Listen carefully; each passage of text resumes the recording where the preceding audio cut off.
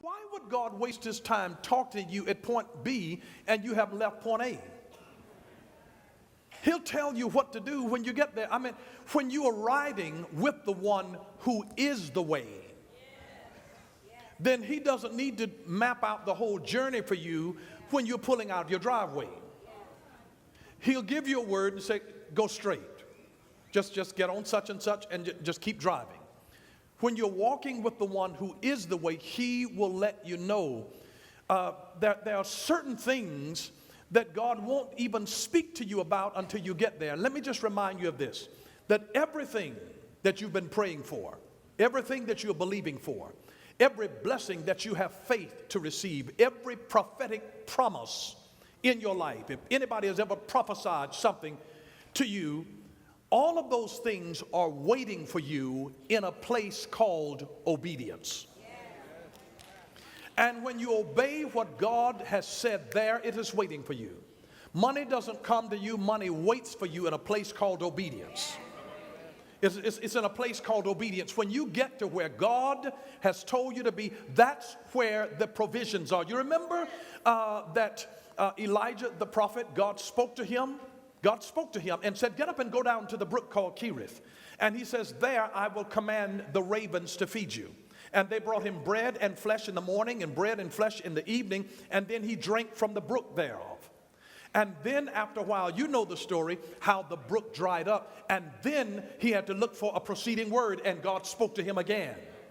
See, don't ever stay in the same old word, because you can perish when you make a monument as to where God was.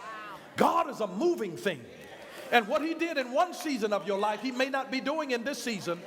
You have to move with God. The cloud of God's glory is a moving thing. And so when you really want to stay relevant with God, you have to move with the cloud. The cloud of God's glory is moving. And let me just remind you of this.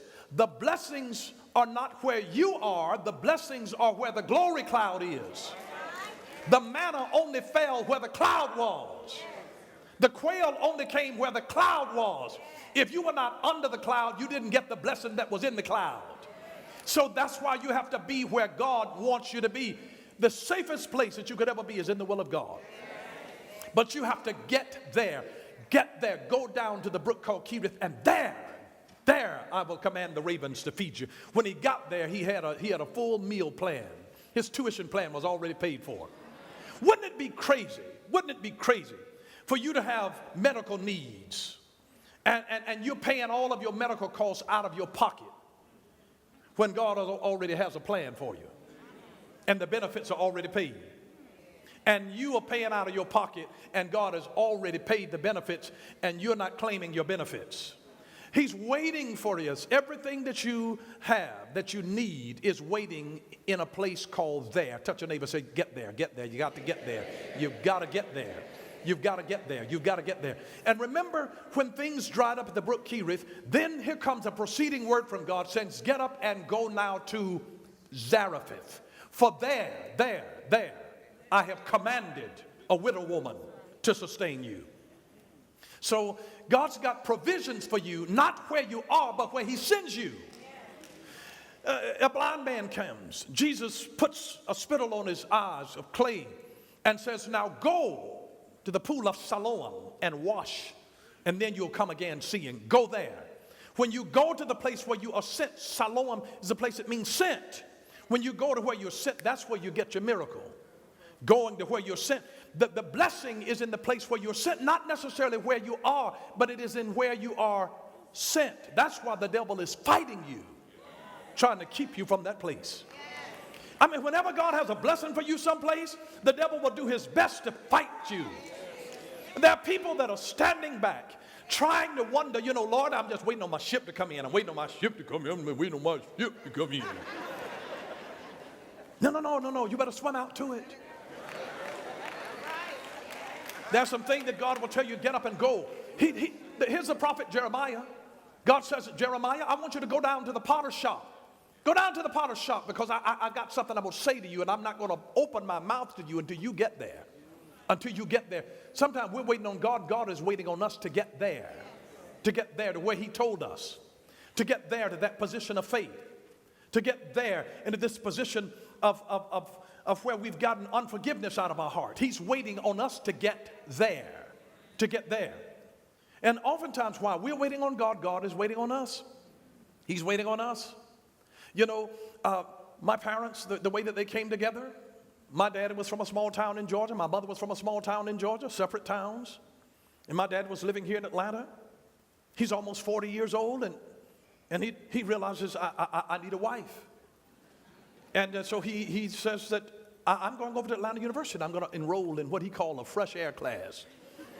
I think it was something like the Survey of Visual Arts. And he went over there and enrolled in a class at Atlanta University. And the same day that he's over there to enroll in class, my mother, who's from a small town in Georgia, her mother told her, you got to get up from this small town and you need to go to Atlanta. My mother was 20 years old. She had already finished college. And her mother told her, her mother was like a Naomi to her. She's like Ruth. And her mother said to her, you need to get up from here and go to Atlanta and go to Atlanta University. And my mother went there and enrolled in grad school at Atlanta University. And here, the last two folks in the registration line that day, my mother and my daddy. And my daddy peeps over my mother's registration card and gets her information off of her card, and the rest is history. But here's the point. Here's the point. Mama wasn't just sitting down in the country in her bedroom twiddling her thumb just waiting on her husband to find her. She had to get to the place called there. She had to get there. If she didn't get there, she couldn't be found. Now, there are certain places that men don't look. You have to get there. You have to get there. And depending on where your there is will determine what you'll find and what will find you. There are some places that you don't want to be found.